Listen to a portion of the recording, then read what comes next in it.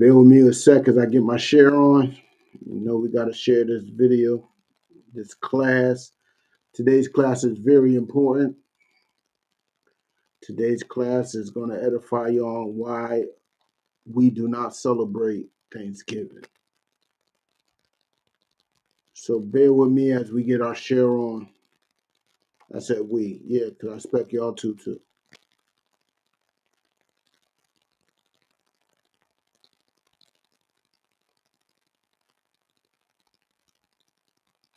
Bear with me.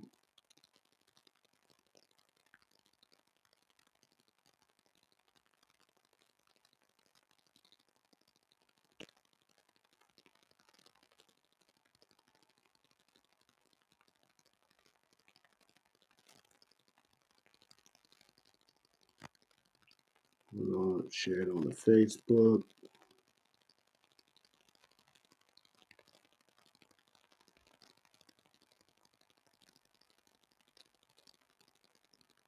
Share it on Twitter. This is the problem with being over social media. I got a lot of things to share too.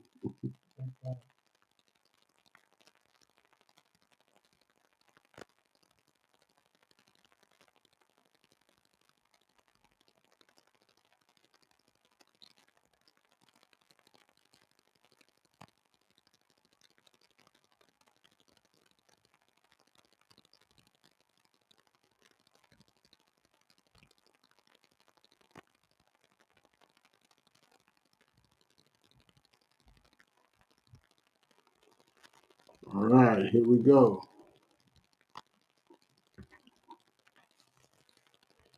Shalom, Yahweh Hashem, Yahweh Shabbarak, to my brothers, Yahweh Shema, Letha Bashim, Yahweh Shah to my sisters.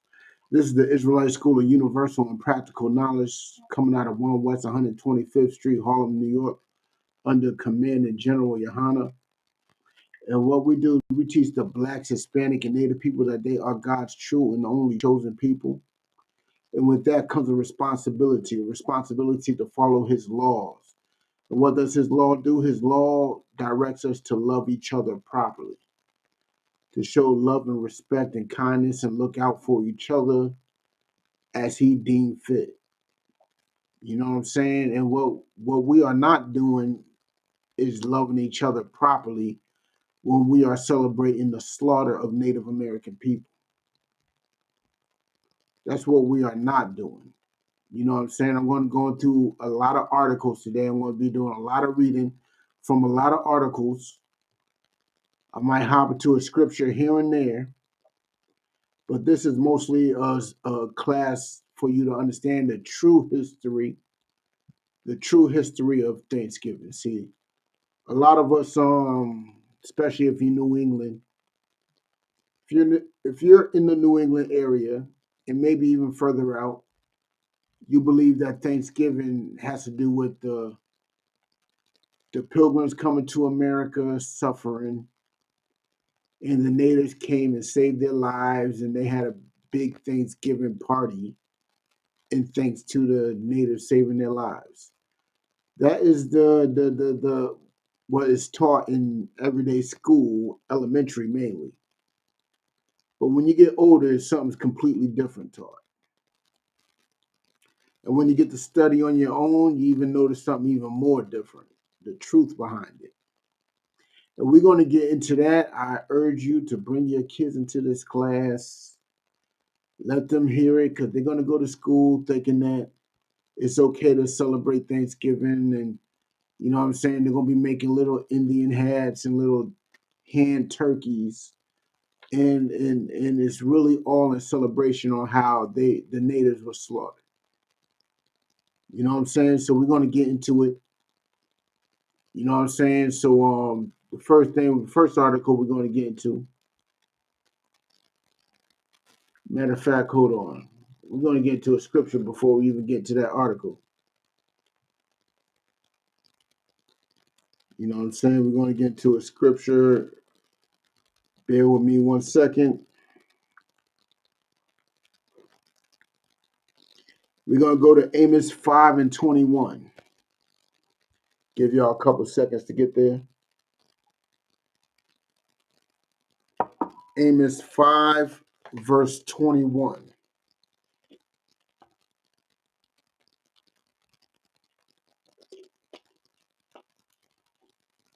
All right. If you're there, read along with me.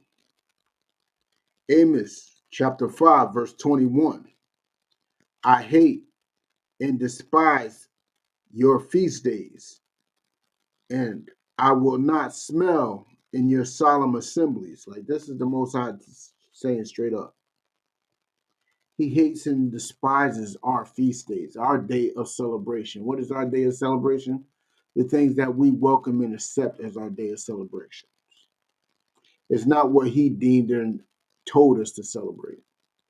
The Lord feast days are out plain and simply in Leviticus 23. In Leviticus chapter 23, you can see all the Lord feast days, right? Only one that's not in there, and that's the day of the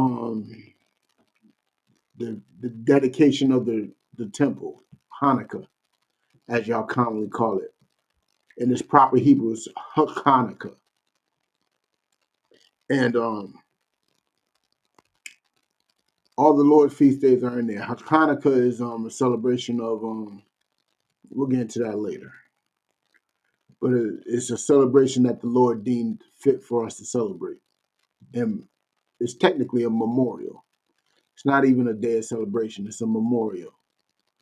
But let's get into now that y'all heard that, I'm gonna read that scripture one more time. Amos chapter 5, verse 21.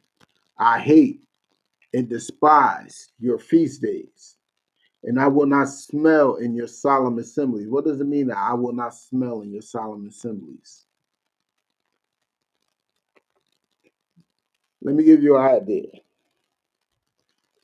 You're about to smell the solemn assembly of Thanksgiving, right? When y'all walk up into grandma's or auntie's or mama's house and y'all smell that ham, that turkey, y'all smell that, ooh, y'all enjoy that smell, right? That smell is, ooh, oh so much. Y'all walking into the party, smelling that good food. Guess what? The Most High will not even do that. The Most High don't even care to even smell it. You know what I'm saying? Even the smell of the solemn assembly is an abomination unto him. You know what I'm saying? But let's get with it. Let's get I'm at the Insider, which is a private newsletter which has a whole bunch of independent writers write and collab on articles together. It's not like a newspaper like it. This newspaper has independent writers. These people do not really actually get paid. So they ain't doing it for money. They ain't writing these articles for money. They're writing it to show their skills and their research and everything else. In this article, which is titled A True Story Behind Thanksgiving is a Bloody One. And some people say it's time to cancel the holiday. That's a long ass title. That's how you know they're amateurs. That title is long.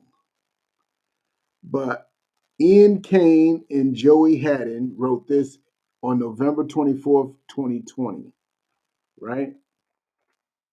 Look at all these children dressing up as pilgrims and Indians. That's what our children are doing right now. We got these white people dressed up as Indians mocking the natives. You know what I'm saying? Just mocking them with their cheap feather hats. Then you got school children acting in a first Thanksgiving skit in 1963. God damn, that's sad. Let's hear some bullet points of this article. American mythology. Understand that it's a mythology holds that pilgrims and Native Americans united 400 years ago for the first Thanksgiving. You know what a mythology is? For one, it's the study of myths. And it's a myth that the pilgrims and natives sat together and had this Thanksgiving dinner. And it's such a spectacle, and they call it a myth. That means it's on the same level as Greek myths. It's on the same level as Egyptian mythology and Roman mythology. This is no different from the story of what's Apollo? I think it's Apollo. One of those Greek gods that ate all his children. No different from that than a Greek god that ate all his children. Literally ate all his children. It's no. It's the story is on the same level. It's a myth. It's most likely damn near 100% not even real. Most High in Christ, but it's not even real. But the peace didn't last. That's another bullet point. They want to point out how there was peace between the natives and the pilgrims when they first arrived. And the peace did not last. The settlers and the native people were at war a generation later. That means less than 20 years later, they were at war. To some, the holiday is only a reminder of oppression. To some, it's only a reminder of oppression experienced by Native Americans. Let me tell you who those some are. Those some is the Native Americans. Remember, there's only two people in this story. It's the Pilgrims and the Native Americans. And the some that feel oppressed are those who were oppressed. And that is the experience of the Native Americans. The Native Americans felt oppressed by this situation. Now let's get further into the story. Thanksgiving is the U.S. Thanksgiving in the U.S. is traditionally a time for family and food. That's the excuse everybody likes to give when we try to tell them that this is not something that we should be celebrating. The first thing they tell us is it's a time where my family can get together, and you know what I'm saying, we get together and we have a great meal, and y'all can't do that any other time of the year. And the fact that y'all laid Thanksgiving as a time to do that just proves how much our oppressor directs you and your family. Because our oppressor said this is a time for family and food. There's 364 other days. Y'all don't come together any other day? Y'all only come together during Thanksgiving, Christmas, Easter, 4th of July, and what else? What else? Any other holiday you can think of? Huh? New Year's. Yep, New Year's. Those are the only holidays y'all seem to come together. Those are the only days y'all seem to come together. Is when our oppressor says those are the days that you can come together. And how has that helped your family so far? Not at all. You got your creepy uncle in there looking at your niece. And y'all come together peacefully. I could tell you, me growing up, there was always an argument or some type of fight or literal war going on during every holiday I grew up. Cousin fighting another cousin, uncles, aunts. Somebody's arguing. It's guaranteed. So what was the coming together for? How y'all come together? Somebody is arguing. Somebody fighting. That creepy uncle and that creepy aunt got caught messing with the little kids, touching them the wrong way. All the drug usage, all the alcohol consumption. Y'all most likely don't even remember it. Y'all remember nothing. But it's the time for your family to come together. Let's continue reading. American school children typically learn that the tradition dates back to pilgrims who helped establish Plymouth Colony in 1620 in what is now Massachusetts. As the story goes, friendly natives taught the struggling colonists how to survive in what Europeans call the New World. Y'all hear that? What was strange about that line right there, which is taught commonly throughout every school system in America? Let me tell you something. Our oppressor says you can't complain and you can't play the victim, but they literally just played the victim here. They were struggling. They couldn't make it. Ooh, woe is me. We're struggling in this new world. And the natives came to save us. They played the victim. Now, why it's okay for them to play the victim and not you? Because at the end of the story, they are the hero. They are the strong ones. They are the dominant ones. They are the look, you understand what I'm saying.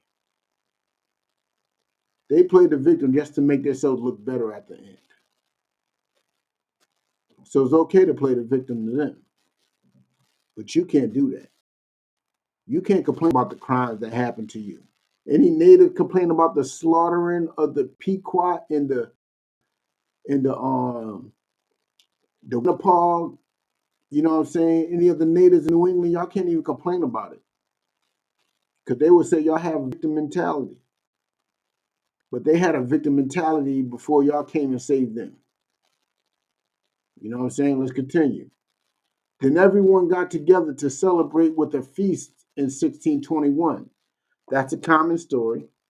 Thanksgiving 2022 will mark the 401st anniversary of that first Thanksgiving, American Thanksgiving. But in reality, Thanksgiving predates Plymouth, and it does. And the feast celebrated that day was Tinius. Don't know what Tinius means? Let's look it up. Y'all know I have to do it. Y'all know I have to do it. Bear with me. Tini. Oh, no. Uous. Tenuous. Tenuous. Tenuous. Very weak or slight. That's what it means. Very weak or slight.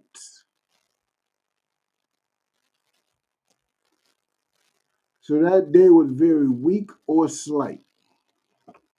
All right. So that celebration was very weak, or what darn it didn't even happen. The story behind the holiday is so dark, in fact, that some people are rethinking how they celebrate the holiday, whether they should at all. School children at the statue of Massasoit, great Sankum of the Wampanoag, on the hill looking Plymouth Rock in the harbor. The Plymouth Thanksgiving of 1621 wasn't the first. Settlers in Berkeley Hundred, in what is now Virginia, celebrated their arrival with a Thanksgiving. So, what you got to understand at this point is Thanksgiving is not about that event. Thanksgiving is about them succeeding in what they plan. So, when I say Thanksgiving is a celebration of white supremacy, I literally mean that. Because they are literally celebrating their supremacy of conquering what they conquered. They just arrived to Virginia and they are thankful about it. Never mind the conquering they're about to do later. But we're going to get to that too.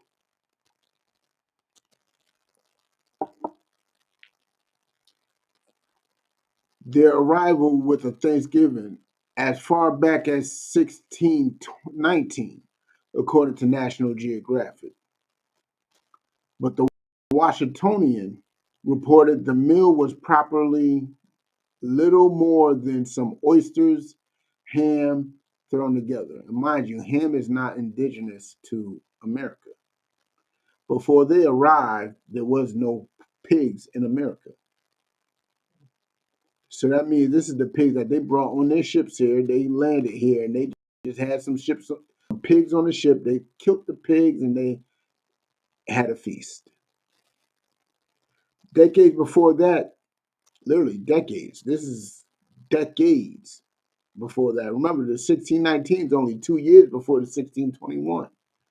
But decades before the 1619, Spanish settlers and members of the Saloy tribe broke bread in Florida with salted pork, garbanzo beans, and a mass in 1565, according to the National Park Services. Our modern definition of Thanksgiving revolves in turkey, but this was more than an occasion of religious observance, which it is today. A lot of y'all like to think that y'all coming together to thank God for what He has done for y'all throughout the year, which is crazy to me because y'all don't thank God any other time of the year. Y'all don't go, y'all don't even thank God on Easter. Y'all just go to Easter just for the fashion show. That's what y'all go to Easter for. Christmas, y'all ain't thanking God. Y'all just accepting y'all gifts with smiles and that's it. But when it comes to thanking God, y'all do that once a year. Well, the Israelite custom to thank God down there 8 times a day. When you pray, you better be doing that. You know what I'm saying? So your religious observance of Thanksgiving is false anyway. Y'all say y'all come together for family and y'all darn near you just cussed out your mama because she asked you for $5. You literally just cussed her out. You cussed out your mama for borrowing $5, but y'all gonna get together for Thanksgiving.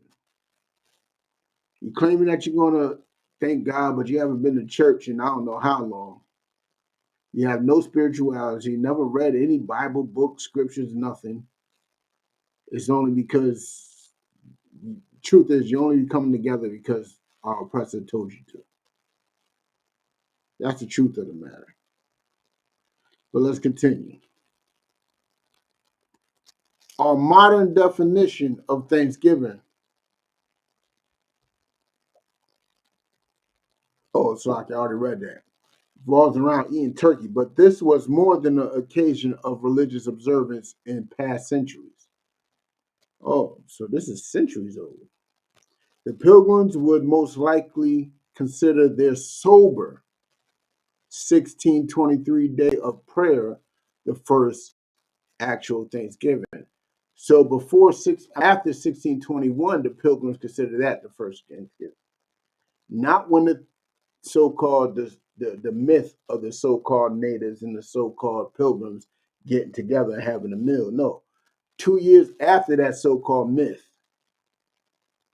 they claim that's their true Thanksgiving. But we're going to get into that and why in a little bit. According to the history of Massachusetts blog, right? Other pinpoint 1637 as the true origin of Thanksgiving, which I have to agree, the 1637 is the true Thanksgiving because it even gives why they are thankful. But we're going to get into it. Let's get into it. Since the Massachusetts Bay Colonies, Governor John Winthrop declared a day to celebrate colonial soldiers who had just slaughtered hundreds of Pequot men and women and children in what is now Mystic, Connecticut. What was the first thing? The first documented Thanksgiving? It was in 1637 when Massachusetts Governor John Winthrop declared a day to celebrate colonial soldiers who had just slaughtered hundreds of Pequot men, women, and children. Now, when I say it is a celebration of white supremacy, it is literally a celebration of white supremacy. You know what I'm saying? It literally just said that. Let's continue. Regardless, the telling of the initial harvest festival is on. Yeah, because no, they knew it was not smart to continue the lie of the natives and the pilgrims coming together to have a meal for saving the pilgrims' lives. No, but the truth was it was because of the the truth was it was because of the colonial soldiers killing all those Pequot men and women and children, hundreds of them. They killed hundreds of them, and you actually think that you actually believe that it's about thanking God for what He has done for you? It's not about thanking God, but every Thanksgiving is about thanking God for what He has done for the colonizers to conquer the native people. Because that's what John Winthrop said it was about. That was the first documented one. That one wasn't the one with the myth. It wasn't the one with the folklore. It wasn't the historic ones, which never called themselves Thanksgiving. No, the first documented Thanksgiving was when, let me scroll back up so y'all can read it again. Oh, let me go a little further so y'all can see the rest.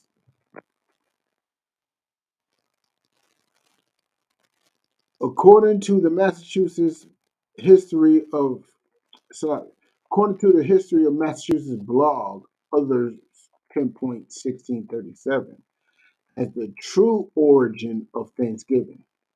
Since the Massachusetts Bay Colony governor, John Winthrop, he had a whole town in Massachusetts named after him. Winthrop, Mass is named after John Winthrop. Would you be surprised how many towns and cities in Massachusetts were named after racists and slave owners? You would be shocked. You know what I'm saying? Like Ruggles, no. Dudley Station was just renamed from Dudley to Nubian Square because it was named after a racist person, a slave owner. I'm about to say, if they're going to stay true to it, they're going to have to rename this whole state. They're going to have to rename everything. But the enduring holiday has also nearly erased from our collective memory what happened between the Wampanoag and the English just one generation later. So even after they killed the Pequots, one generation later, like, look, what do y'all see in this photo? I don't even know if y'all see it. Like the majority of the people at this table, the majority of them are settlers. You have one, two, three natives, and the rest of them on the floor. Oh, I ain't even sharing right now. My bad. See, Brotherhood is weapons. See,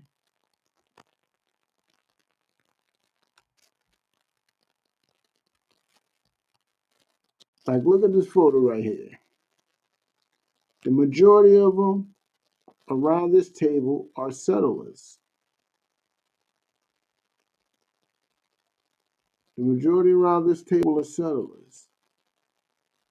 And look, the common native is on the floor. That shows you something. But the Thanksgiving peace didn't last. Massasoit, the Wampanoag paramount chief, allied with the English settlers after Plymouth was established and fought with the newcomers against the French and other local tribes. But the alliance became strained over time. Like, this is something that you got to understand. This is where Massasoit messed up. You know what I'm saying? He didn't understand the scriptures. He didn't understand you should never trust thine enemy. It's just that simple. Never trust thine enemy. But we about to get that in a sec too. This is in the Apocrypha,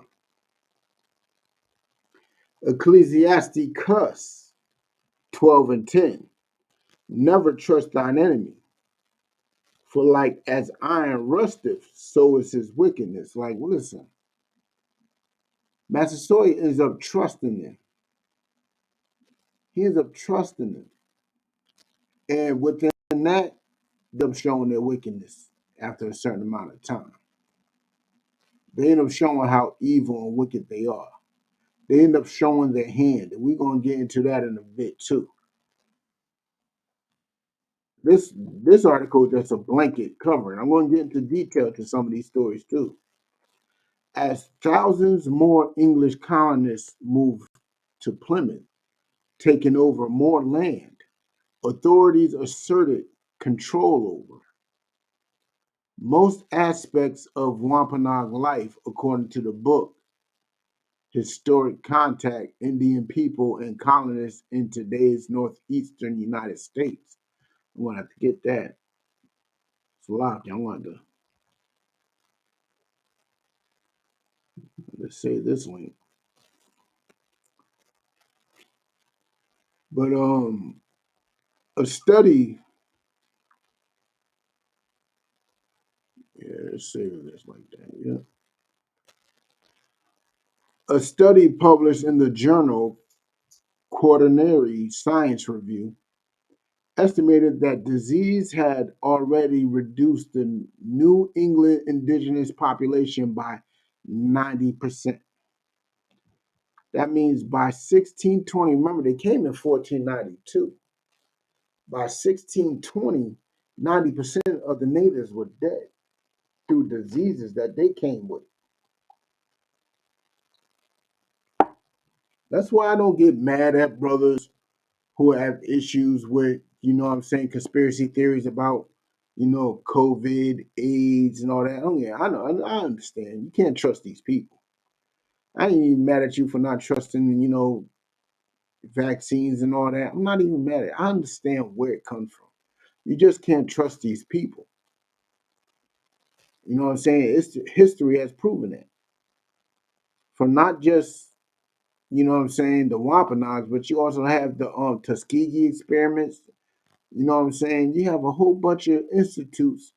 You know what I'm saying? Black women are dying in the hospital more than anywhere else. Black women die in the hospital daily. Every day there's multiple black women dying in hospitals, a place where they are entrusting their health and well-being to at a rate no other people are dying at. What happens on the street corner is no different than what happens to black women in the hospital. You know what I'm saying? But let's continue. The Wampanoag continued to die from what the colonists called Indian fever. But it wasn't actually Indian fever. It's actually just smallpox. Something that they brought over and they want to rename it to Indian fever. Like as if they were the cause and the problem of it. You know what I'm saying? That's what they did. They did it as if they were the cause and the problem of it, and they were not. An unknown disease brought by early European settlers. See, it even admitted, like, they call it Indian fever, but it's an unknown disease brought by early Indian settlers. So, how is it called Indian fever? When y'all brought it here, y'all brought this here. You know what I'm saying? But let's continue. By the time Massasoit's son met a comet, who was a real G, who was known to the English as King Philip. Yeah. And understand this. The settlers and all that called him King Philip, and they did not mean that in a complimentary way. They meant it as a disrespectful term. For one, his name is not King Philip, it's Metacomet. If they meant to call him king in a proper way, they would have called him King Metacomet. They called him King Philip because his father was a sellout, his father was Coonan, and since he took over, they're just gonna say that hey, he's King Philip too. They're trying to reduce the trust in his people in him. But we'll get into that later. As King Philip inherited leadership, relations had frayed. His men were executed for the murder of the Punkapog interpreter and Christian convert John Sossaman, sparking King Philip's war. Now, let me tell you something. John Sossaman was what you would call a straight up and down sellout. You would call him a coon. You would call him a lot of things. You know what I'm saying? But matter of fact, let's get into a scripture on this. You know what I'm saying? Let's go to First Maccabees in the Apocrypha again, 11 and 21. 11 and 21. Because this is the type of person John Sossaman was. He was literally somebody. John Sossaman was literally like, how can I put him in modern terms? What's that dude's name? Reverend Jesse Jackson? Yeah, let's put him like Jesse Jackson. And what's the other one? Al Sharpton. Let's put him like Jesse Jackson or Al Sharpton. His job was to literally come and calm the fire within the hearts of the people. That's what John Sossaman's job was. It literally was to calm the fire of the people down with his Christian rhetoric. You know what I'm saying? And the people did not respect that. These were natives who they were gangsters. You know what I'm saying? But let's get into the scripture real quick. First Maccabees 11 and 21. Then came ungodly persons who hated their own people. John Sossaman hated his own people. He felt comfort and he felt glory, prestige, and honor doing the things he did for his enemy that was against his own people. You know what I'm saying? Let's continue. Went unto the king. John Sossaman went unto the king. Like, they ain't getting to it here, but let me get into why they actually killed John Sossaman. John Sossaman was an insider on both ends. So what he did was he heard a conversation amongst the natives on how they planned on doing a sneak attack at night to the settlers. So what did John Sossaman do? He went and reported that to the settlers. And they knew he the why? Because that plan was a fake plan from the get-go. It was a fake plan. It's like me, it's like, okay. It's like, let's put it like this. You have a bunch of fake homies or a bunch of fake homegirls. You know what I'm saying? You don't trust none of them. So what you do? You go tell them some lie. You go tell them that you cheated on your significant other, you know, and you go try to figure out who's going to be the first one to tell your significant other this lie. And when you find that out, that's how you knew who was the snitch. It's no different. That attack that they planned on doing was not a full blown attack. It was not something that they planned on doing. They just wanted to see who was going to snitch. And John Sossaman snitched, which sparked the King Philip's War, which is something I invest and I beg every Black, Hispanic, and Native person in New England to study is the King Philip's War.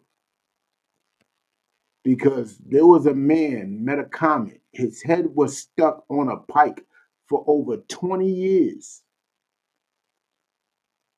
His head was on a pike for 20 years in Plymouth.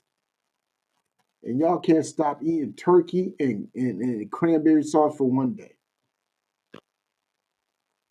His head was on a pike for 20 years. You know what I'm saying? But let's get with it. and told him that Jonathan besieged the tower. Basically, they snitched just like John Sossaman snitched. And these men are what you call evil and wicked men. These are ungodly people. When you turn on your people, no matter what the agenda is, you are an ungodly person. Unless your whole people is turning on God, you are ungodly. You know what I'm saying? But by the time Massasoit Metacommet was, who was known to the English as King Philip, inherited leadership, relations had frayed. You know what I'm saying? The relationship between once Massasoit died, the relationship between the natives and the relation, because Massasoit was known as keeping the peace. He was a yes man.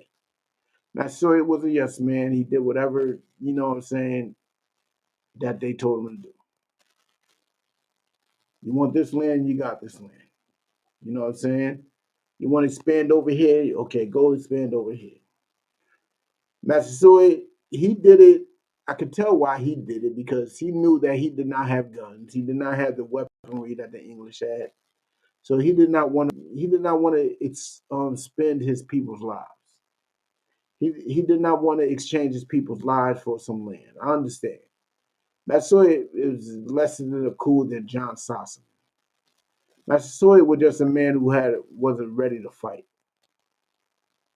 I would say he's weak, less of a coon. He was just weak. But Metacomet, his son, he raised up a mighty son who was down to fight. Get with it. Wampanoag warriors responded with raids, and the New England Confederation of Colonies declared war in 1675. Like they went through war for years. What that year? When it all started? Hold on. No, it's after that. Hold on. They went for war for years. Years. They were raiding the English settlers for years, just killing them, slaughtering them. The war was bloody and devastating. They were putting in work. In an article published in the Historical Journal of Massachusetts, the Montclair State University professor Robert E. Cray Jr. said the death toll could have been up to 30% of the English population and half of the Native Americans in New England. So let's put it like this.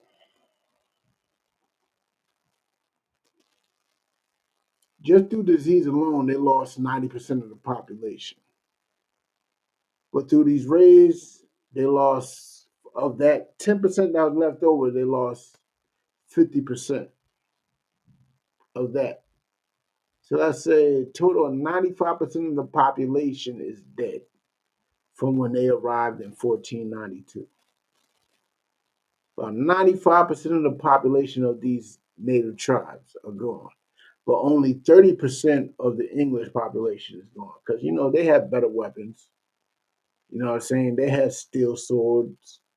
You know what I'm saying? The natives were still messing around with, stone axes, but they were putting in work though. Don't sleep. They were still putting in work. Because at that time, that 30% of the English settlers was a whole lot larger than half of their population. It was a whole lot higher. The comment was beheaded and dismembered according to it happened in Rhode Island. And the colonists impaled his head on a spike to display for 25 years.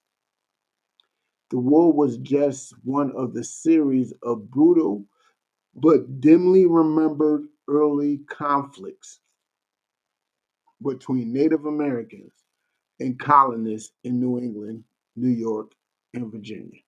Yes, that's how far King Philip's War stretched. King Philip's War did not just happen in Massachusetts. That war stretched down all the way to Virginia. It stretched down to New York. And when you get to more into the details of the war, you even see that there's a whole tribe of Native Americans who fought along the settlers, who is a very popular and commonly known tribe that our oppressors uphold as a strong nation.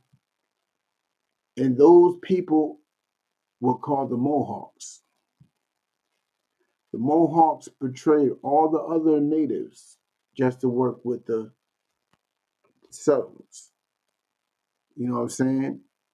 And now they are betrayed. They are on a whole bunch of reserves. They are going through the same hell every other Native American is going through. So them betraying their own people was for naught. There was no point behind it. You know what I'm saying? Holiday's dark past has some people rethinking Thanksgiving. The focus of racial justice in the U.S. has some people saying that reevaluating the meaning and celebration of Thanksgiving is long overdue. And I hate the fact that they're doing this. You know why? Don't take Thanksgiving from them. Let them have their Thanksgiving. Just like we have our Passover and our Hanukkah, they should have their Thanksgiving. We just shouldn't celebrate it. And know why we should have it? No, know why they should have it? It's for our benefit. Because when you see your enemy celebrating the death of your ancestors, of your brothers, of your sisters, what does that do to you? What would that do to a like? Imagine it like this: if you seen the cop of Tamir Rice, no, I ain't gonna say that.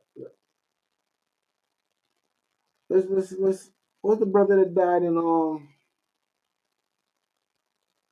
near St. Louis? Something Brown. But the brother that died by a cop in St. Louis almost a decade back, about 25th, about 2015, something Brown. The cops made a song about him. They were celebrating his death. They made music about it. I'm talking about real countrified music. They were celebrating. And what did that do to you? I know I ain't the only one that heard it, but what did that music do to you when you heard it? When you hear them making music and jokes about the death of your brother, it sparked a flame in you. So when you see Caucasians celebrating their Thanksgiving, celebrating their holidays, it should spark a flame in you. That's why I'm against them changing Columbus Day to Indigenous Day. It doesn't change what happened. All you did was take the oppressor's name off the holiday. That's all you did. But guess what? What the oppressor did is still there. And you taking their name off, it doesn't change. You're not even changing what's done on the holiday. It still is Columbus Day with just a different name. It's no different from me raping your woman and then having a child and naming it, instead of naming it after me, I named it after you. It's no different. I raped your woman, raped her,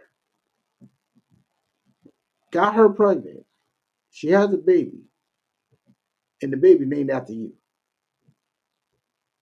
That's what Indigenous Day is. It's no different from what they plan on doing with Thanksgiving.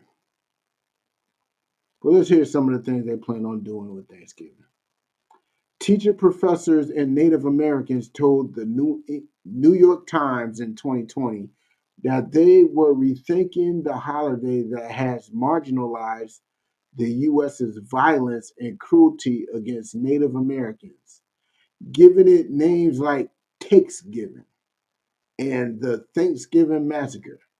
Like, what is that going to do? The Thanksgiving Massacre just actually just certifies what it's about. It's not stopping the celebration of it.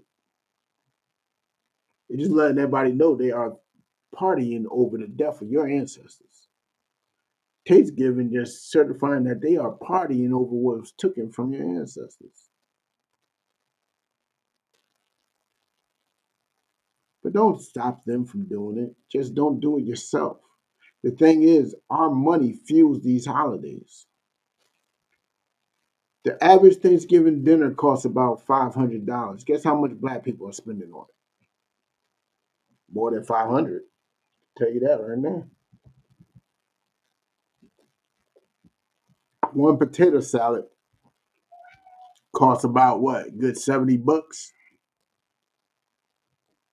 There's a woman, you know what I'm saying, boiling up 2 pots of potatoes. The potatoes are not cheap. She got 2 bags in each pot, boiling those bags. Those bags are what? About a good, how much is a bag of potatoes? A good bag of potatoes is about $15 now, man. Not that much, a little less.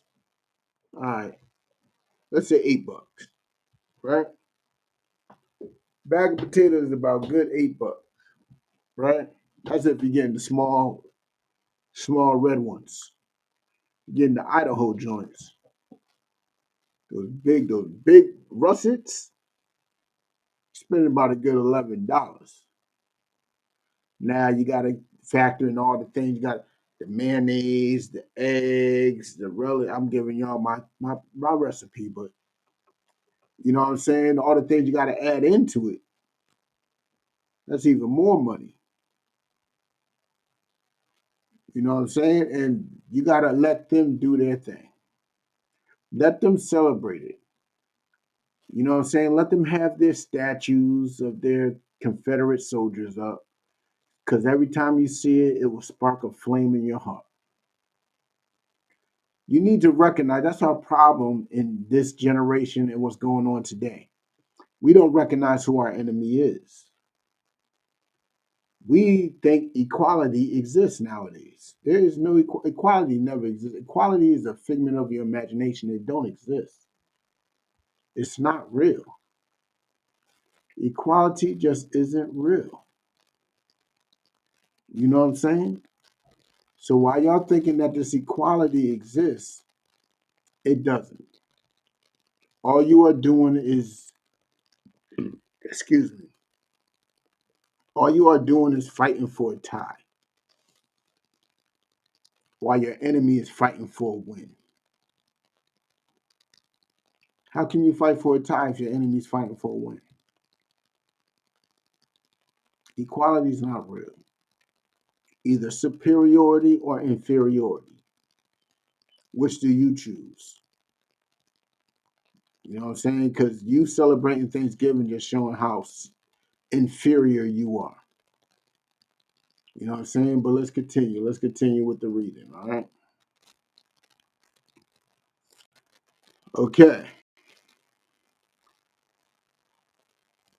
And reflections of Thanksgiving are not new, according to New York Post. The United American Indians of New England have been publicly mourning on Thanksgiving for decades. Frank James, an Aquana Wampanoag activist who helped establish a national day of mourning in 1970. So this ain't a new thing. This ain't something that's new that's being fought. We've been trying to tell y'all like since 1969 that this is a day of mourning. For us blacks, Hispanic, and Native, this is a day of mourning for us. So the Wampanoags literally officially called it a day of mourning because their people were slaughtered. The Pequot, which is a part of the Wampanoag Nation, because that's how it is. The Wampanoags is a conglomerate of a whole bunch of local tribes. It is like how Israel. is a bunch of tribes. You know what I'm saying? Activists who helped establish the National Day of Mourning called Wampanoag's welcoming of the English settlers. Like them recognizing that they welcomed y'all here is a day of mourning. That's how disgusting of a people y'all are. Welcoming y'all is a threat to society. Say, hey, come here, let's have some, being friendly to y'all is a day of mourning. That is that's really gangster. I ain't gonna hold you. That's some gangster stuff right there. On day of mourning, natives gather in Plymouth, Massachusetts, Day of Remembrance for the millions of native people who were killed by European colonists. So they expanded it past the locals. They talking about the millions who were slaughtered by colonists. They talking about the Trail of Tears.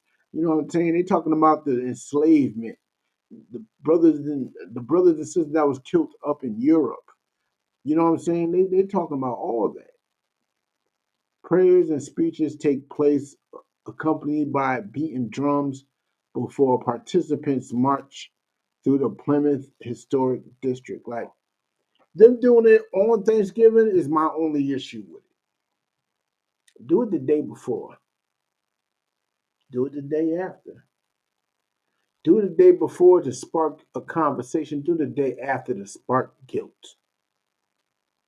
But don't do it on the day, because on the day nobody's caring. They in their homes eating cranberry sauce and stuffing their mouth full of turkey. They ain't caring about what you're mourning. So you gotta do it the day before, the day after.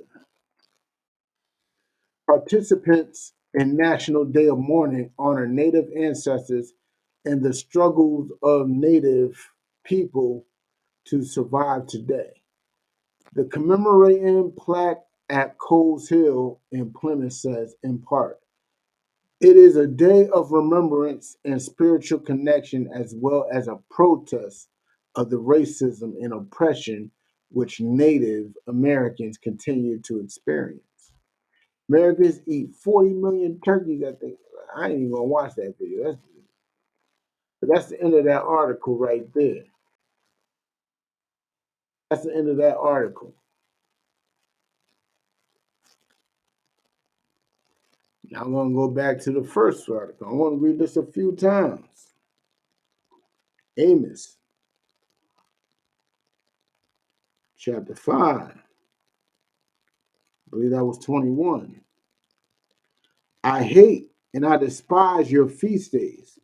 Like, if you don't understand why Thanksgiving is a hateful and despicable day, just off of that one article right there, I don't know what to tell you. But I'm about to get into the history of another brother, another Native American brother who he just submitted. Well, he was a strong brother at first, but he just submitted. We're going to go to, he's a famous native. His name is Squanto, commonly known. His common name is Squanto. We're going to get into the history of him. You know what I'm saying? So let's get with it. Let me start the sharing.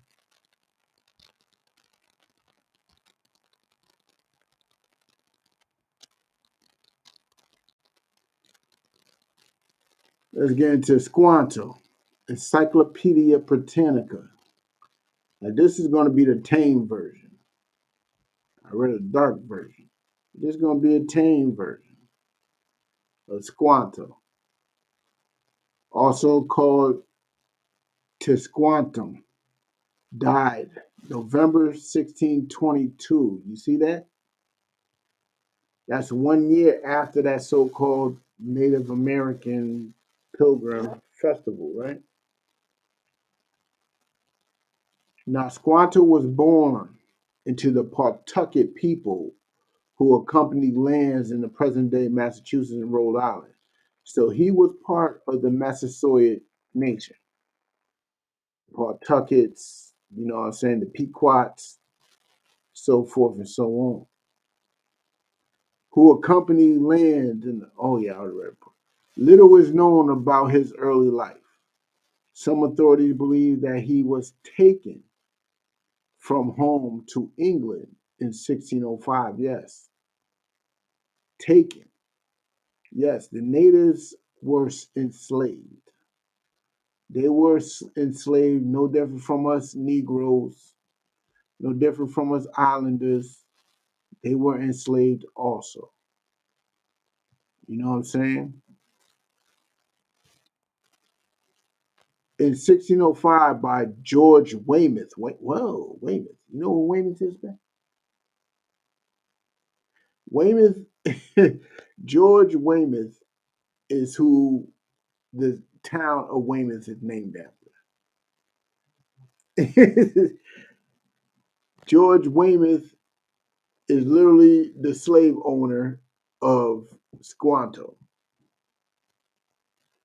and returned with explorer John Smith. Like George Weymouth caught him, taken home in England by George Weymouth, and returned by John Smith. He came back to America with John Smith in 1614 and 1615, somewhere around there.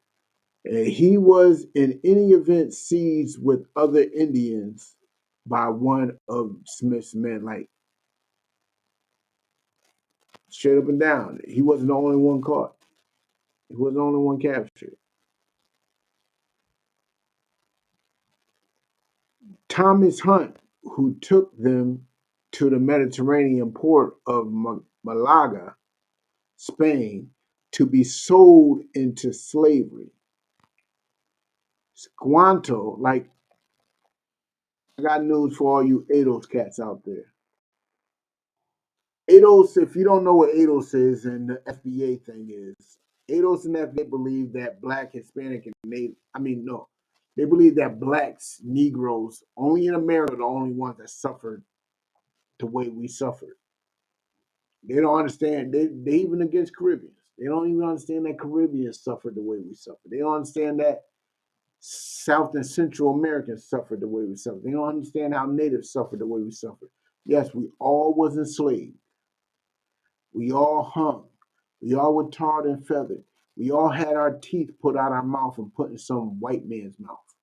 We all had that. We all were skinned and had our skin used as freaking clothing apparel. And we all went into slavery, just like Squanto just did. And Squanto somehow escaped to England and joined the Newfoundland Company. He returned home in 1619 on his second trip back to North America, only to find his people had been wiped out by disease. Now, he went to slavery. He comes back. He gets, because England's slavery was a whole lot lighter than America's. It was extremely lighter. You know what I'm saying? And when he comes back, he learned English there. You know what I'm saying? He went there, he learned how to speak English, and he ends up becoming a translator. That's why he was able to travel back and forth so frequently, because they were using him to translate with the natives. You know what I'm saying? So Squanto was brought to the newly founded Pilgrim settlement of Plymouth. Like when he left, there was no Plymouth. There was no settlement on Plymouth. By Massacre, an Indian who had been befriended by the English settlers. Squanto, who had been living with the Wampanoag people since his return from England, soon became a member of the Plymouth colony because Squanto was fluent in English. Governor William Bradford made him his Indian emissary. You know what that means? Indian emissary would be like his role was to be like what's her name? What's her name? Candace Owens. You're supposed to be that middleman between blacks and America. He's supposed to be the middleman between natives and Americans. That was his job. Of course, he's gonna look like a sellout to a lot. Just like Candace looks like a sellout to a lot. You know what I'm saying? But let's continue. And he then served as interpreter for Edward Winslow, the Pilgrim representative, during his negotiation with Massasoit. So we all know who Massasoit was. Massasoit was the man that kept the peace between the natives and the pilgrims. But Massasoit was only able to do that with Squanto. Squanto and him communicated because Massasoit didn't speak English, but Squanto did. So Squanto communicated between them. You know what I'm saying? And that's how peace was able to be kept. Let's continue. Massasoit, chief of the Wampanoags, Squanto died while serving as a guide to Governor Bradford on an expedition around Cape Cod. Like Squanto was important because I wanted to bring him up because a lot of us black Hispanics and native, I mean, a lot of us blacks and Hispanics seem to have we seem to enjoy Thanksgiving. And we enjoy Thanksgiving not understanding the things that the natives have been through. We enjoy Thanksgiving not understanding how they've been through slavery, how they were tarred and feathered, how they went through how their land was snatched from them, how they are on a reserve. Now, mind you, it's literally called a reserve. You know why it's called a reserve? Because it's land reserved for U.S. government use. They're not using it now, but they will use it at some point. Like not too long ago, during I believe that was during Obama's administration when they're trying to get that pipeline through Native American territory. Actually, with Bush's administration, that carried over to Obama's administration. How America was trying to use their land to carry a pipeline. What was that pipeline called? I forgot, but it was a pipeline to get oil from Aus- Alaska to the states a little easier. And with that pipeline, you know what I'm saying? They a lot of brothers and sisters was left out in the cold. They straight up and down took their houses and everything. And now these brothers and sisters are protesting. And you know what they do? They spray them with water in the middle of the winter. Spray them with water in the middle of the winter. So now they out there freezing. They out there freezing. And you know what? I don't know if y'all ever been to a native reserve, but you ever been down Mass Ave and you see all these needles on the ground? All these baggies and all that. Imagine that being beer cans. That's what a reserve looks like. A Native American reserve is littered with beer cans. They suffer the same way we suffer. They're going through the same addictions we're going through. They're trying to cope the same way we are trying to cope. You know what I'm saying? They smoking wet and everything. They're going through hell just as much as we are.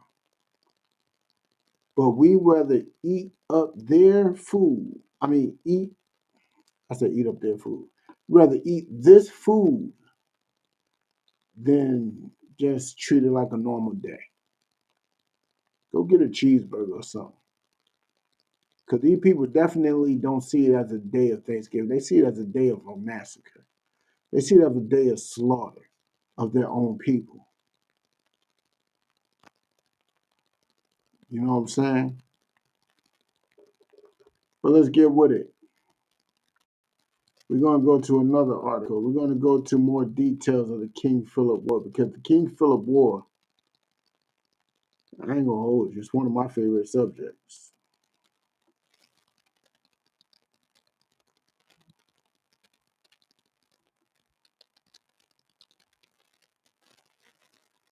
Now we're in the Encyclopedia Britannica again. This is going to be a brief one. It's going to be a brief one.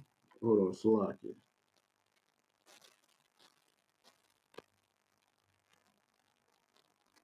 Oh, damn. Slovakia. Let me finish this up real quick. Class is going to be cut short today. Slovakia, y'all.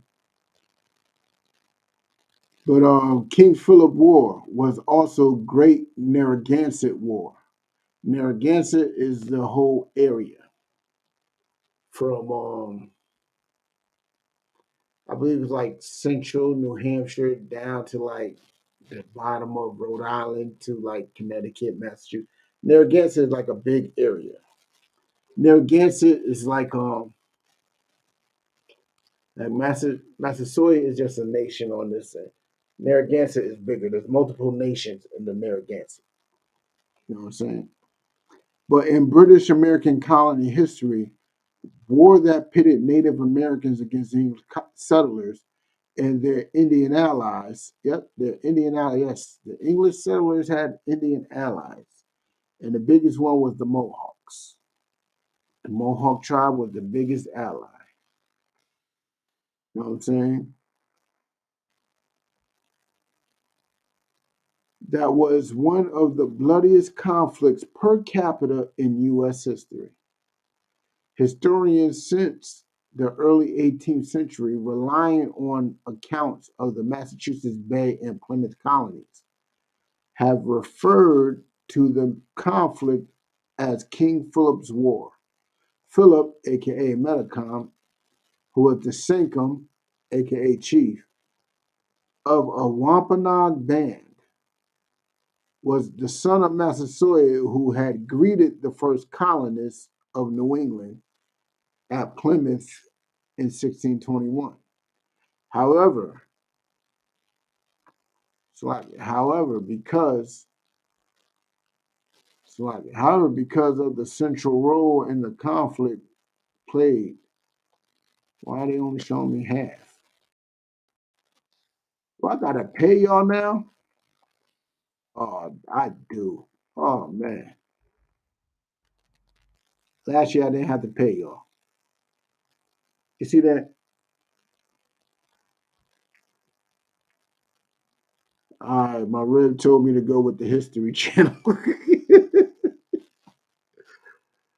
So I guess I'm gonna go with the History Channel. I should have took the advice in the first place. But Encyclopedia Britannica is trying to run my pockets right now.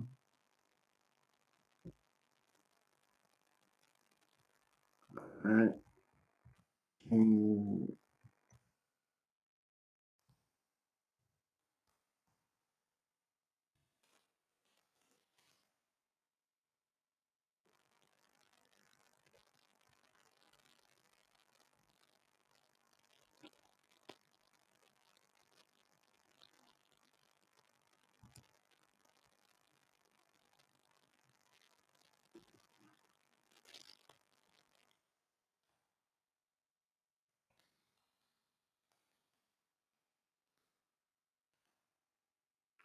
I'm gonna go with the History Channel. They ain't gonna run my pockets.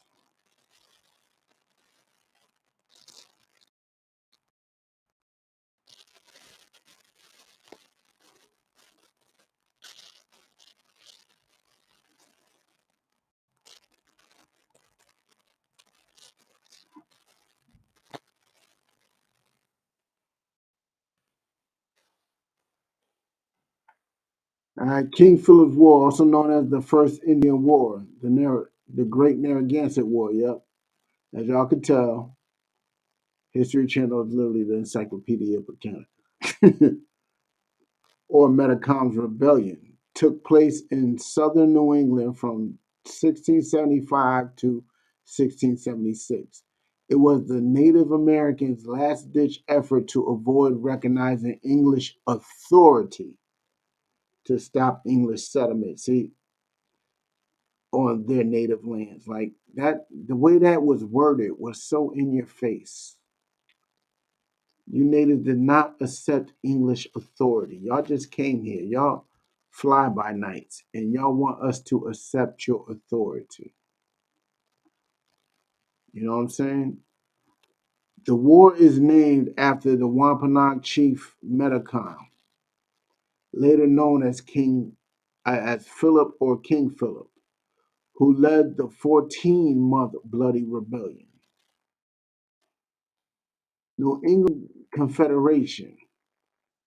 After the Pequot War, which was in 1636 and 1637, remember the Pequot War was that massacre they did literally, you know what I'm saying, a generation after the first so-called, you know what I'm saying, Thanksgiving, the mythological Thanksgiving. But this Pequot War was also the war where Massachusetts governor said that this Thanksgiving is like an official date of Thanksgiving because they were giving thanks to the slaughter of the Pequots. They were literally giving thanks to the slaughter of the Pequots. That's what Thanksgiving is about. Massachusetts Bay, Connecticut, and New Haven realized the need to form a military alliance to defend against their common enemies, like the natives in Massachusetts Bay, Connecticut, New Haven, and to be honest, parts of Rhode Island too. You know what I'm saying? Like the Pocumtucks, the Nimpucks, and those natives in those areas formed the alliance. You know what I'm saying? And that does not include the natives of New York, which was the Mohawks. They formed the New England Confederation on May 19, 1643. Over the subsequent years, the New England Confederation fought the Wampanoag, Nipmuc, Pocumtucks, and Narragansett Indians during King Philip's War. The Mohegan and Mohawk tribes, however, fought for the English. I didn't even know the Mohegan were part of them. So the Mohegan, which got a casino now, the Mohegans and the Mohawks fought for the English. Now we know why the Mohegans got a casino. However, fought for the English. King Philip's rise. Metacom was the second son of Wampanoag chief Massasoit, who had negotiated a peace treaty with the colonists at Plymouth Plantation. But the agreement wasn't enough to stop the colonists' encroachment on Indian lands.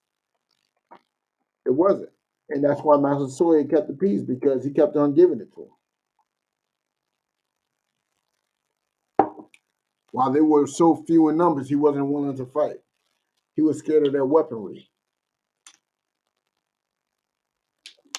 He believed the 200 with the guns would kill the 3,000-4,000 with bow and arrows. Which to me, that math don't sound right, but I believe the bow and arrows would have won that. As Massasoit's death in 1661, his eldest son, Wamsuda, later named Alexander, succeeded him in 1662. The English arrested Alexander on suspicion of plotting war. See, now this is the problem. Like, you have a man who's keeping peace. He has two sons. He has more than two. But the first one, you just arrest because you suspect him of plotting a war. So what do you think the second one's going to do?